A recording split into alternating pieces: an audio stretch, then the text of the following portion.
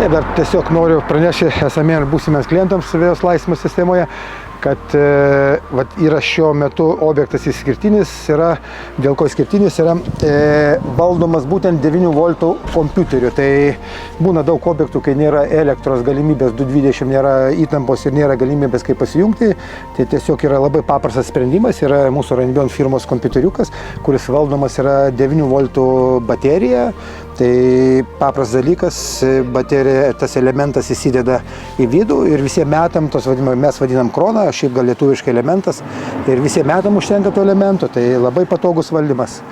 Jeigu žiūrėt, tas elementą įsiemam rudenį, o jau naują pavasarį kitą įsidedam. Tai tiesiog, jeigu palyginus kaštai, tai yra tiesiog 1-2 eurai visam sezonui. Tai yra šiaip patogumas, kaip sakyti, žemėje nėra jokios įtampos 220, o yra tik 9 voltai, tai yra nepavojinga nei šeimai, nei vaikams, nei pačiam žmogui. Tai tiek apie kompiuteriuką šitą.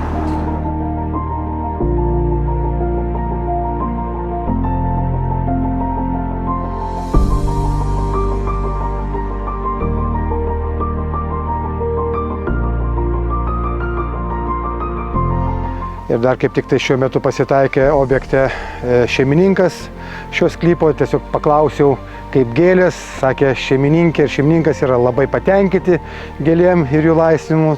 Tai tiek, dėkui.